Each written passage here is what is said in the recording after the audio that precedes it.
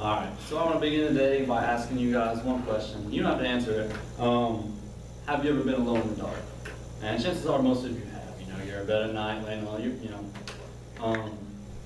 But that's not kind of what I'm talking about. What I'm talking about is kind of a different kind of darkness, kind of almost real eerie, almost as if you're in a dream. And what I'm trying to talk about here is actually the world of commercial diving.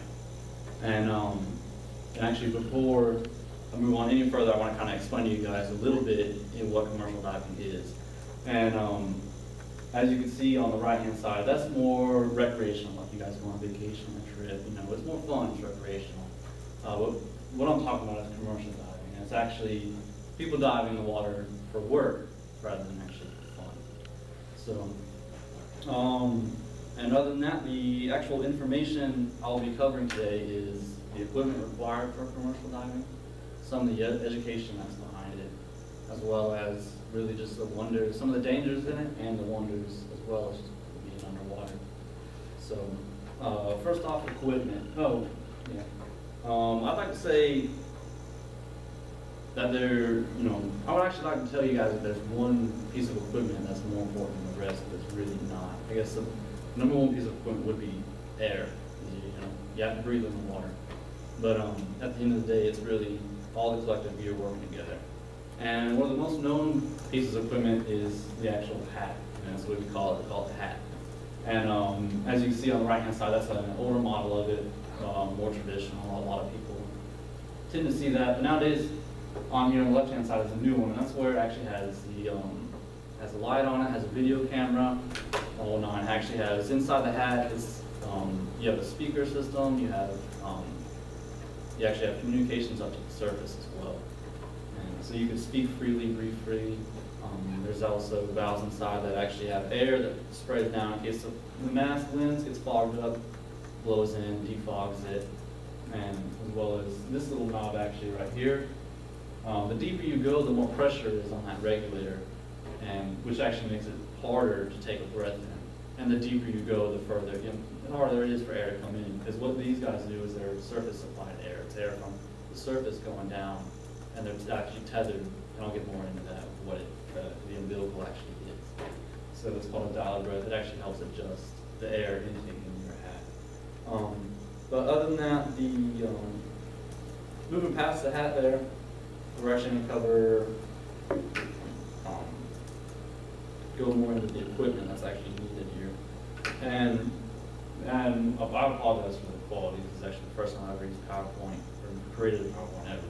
But right there, some of the equipment is you have the hat itself right there. This is the umbilical. What the umbilical actually consists of consists of a video wire, communications wire, a hose, the air hose, they call it 3/8 skates, an actual air hose, an actual line, like an actual rope that's tethered from the surface to your hip, and that's all collectively, it's all basically just duct taped together and sent down to the diver. And what you also have is right there, that's actually the comm box, the communications box. You can sit there and actually be able to speak to the diver. And that's where it all comes through. As long as the video screen and the rack box that actually regulates the pressure, and up there as you can see as well, the depths that the divers are at, the pressures that gets down to them.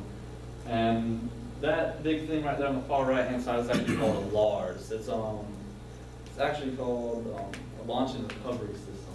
Basically what that is what commercial diving does is they do anywhere from 0 to 300 feet. So really they can't have divers, swim 300 feet down on the ocean floor and then expect them to swim 300 feet back up to the surface. And going into more equipment back up to the surface, they actually have the decompression chamber or hyperbaric chamber. And what happens is, basically once you go past, I think it's about 20 feet, past 20 feet in the ocean or any body of water,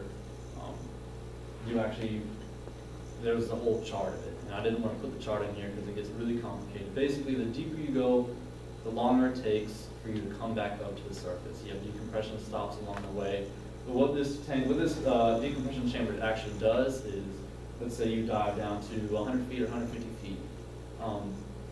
You do all the in-water stops all the way back up until 40 feet. And at 40 feet, you have 5 minutes from 40 feet in the ocean, I keep saying ocean, it's really any body of water. You have from 40 feet in the water to be brought up to the surface, stripped down, put in the chamber, and pressurized back down to 50 feet, and then put on pure oxygen.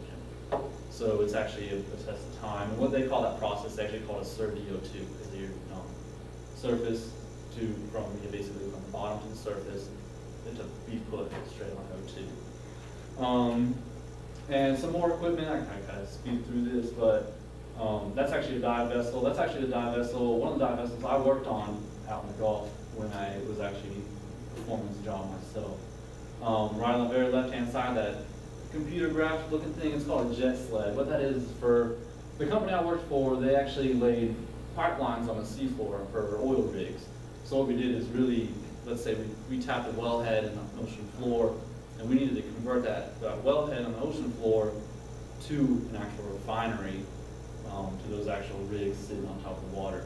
What that device does is actually once we put the pipe on the seafloor, we drag that device over that pipeline. And what it does is it uses air and water to kind of jet out a ditch for that pipeline to fall into, and the sea naturally just covers it back up. So that way the seafloor isn't actually covered with piping.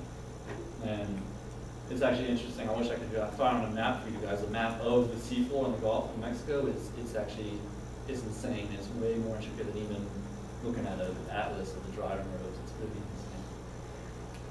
So, moving on to education. With education, there's actually two forms of education for this. You have the ABC, or Association of Diving Contractors, and this is actually the lowest level of certification you can receive in the field. And this is, I believe, you need 620 minutes of actually bottom time in the water. And with this, it's just really a comprehension of the equipment I just went over. Kind of understanding what it is, what you use it for. But it's very just basic. It's a basic knowledge that you know what a hat is, you know what the gear is required, and you know the actual rules and all the decompression stops, and you know the general knowledge of it. Past that is what's called the DCDC, or the Diver Certification Board of Canada. Now this certification is actually the highest certification that is awarded in this industry. And what's the qualifications for that is you actually need 3,000 minutes logged on the bottom, as well as with the ADC, you can do it in 30 feet of water, 620 minutes to get your certification. With the DCBC, they actually require 5 dives past 100 or at 165 feet or deeper.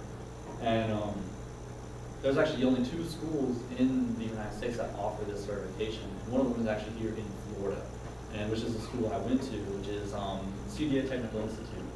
And that's actually the school, like I said, the school I attended to receive both ADC and DCBC certification in this industry. And that photo was actually taken at the 165 feet of the Deepwater Training Facility in Ocala. So, but moving on now into the dangers of commercial diving. Really, with these 3 photos here, I'm just tapping into the real basics of it. Because really, from head to toe, the industry, I mean, it's really dangerous. People lose fingers, and ultimately lives. And actually, the statistics for the death rate is there's actually the community of commercial divers is only 10,000 employees on average. And the statistics done by that body, the actual OSHA administration, say that 50 out of every 1,000 employees loses their life. And just in perspective for that, that's 1 out of every 20 individuals who actually work in that field will end up dying from working there per year. So, but the most common injuries are obviously sustained from drowning, decompression sickness, aka the bends, there's heavy machinery equipment, stuff like that. But really onto the pictures here. This one is, I actually watched the video. If I could actually know more knowledge about the PowerPoint, I would have played it for you guys. These are airbags or lift bags, and from the size, I think it's like 500 or 1,000 pound lift bags. But they got 3 of them here connected to this pipe. And you see the diver's umbilical that's attached to them. Pretty much what happens is they both start shaking this pipe to try to get it broke loose for it to shoot to the surface. Really, there's 2 huge safety concerns for this is, one, there's 2 divers in the water. You never want 2 divers in the water. It's one of the actually main things that every dive supervisor, dealing with only 1 diver, it's stressful enough, let alone 2 divers down. You have basically twice the people to manage, because at that point you have to manage their bottom time, the type of gas they're getting, because past 190 feet, air becomes toxic. So that's when you get the helium mixtures, and that's a whole other story as well. But basically with this is that pipe broke loose, shot to the surface, well, the umbilical got caught to it, and in the video you just see the diver shoot straight up to the surface. And actually what that does is, the best way to explain it is, have you ever shaken up a soda can and opened it and it fizzes? Well, that's pretty much happens to your body. Just because the excess nitrogen, the deeper you go, the more nitrogen your blood contains. And basically the rapid motion up to the surface, what you're doing is basically you're filling your blood with more oxygen than at the depth you were just at. You need that time to burn off that excess nitrogen that's built up. And he shot straight to the surface, and I guarantee he probably died. And well, with this guy right here with his red face, what that is he was actually drugged under. What happened was he wasn't able to actually equalize his hat. That's to get the pressure equalized within the hat. And what that did is it just caused a squeeze on his face and caused all the blood vessels to pop out. And that was actually from being drugged underwater too fast. But past the dangers, we're going on to wonders. Some of the wonders underwater, really the main points I wanted to hit with wonders and everything else is really, I guess it's more of a personal thing. You have to really love the ocean. And a huge thing for this as well is, one of my big drives to go into it was that there's been more we know more about space than we do the ocean floor. I mean, how many oceans can you guys name compared to how many planets you guys can name, or galaxies, or that whole system. And just going on a little bit more, just getting to experience things that other people would never get a chance to experience. So all in all together, I covered the equipment needed in the World Commercial Dive-In, some of the education that's required, and as well as some of the dangers and the wonders on the ocean. And I guess once again, have you guys ever been alone in the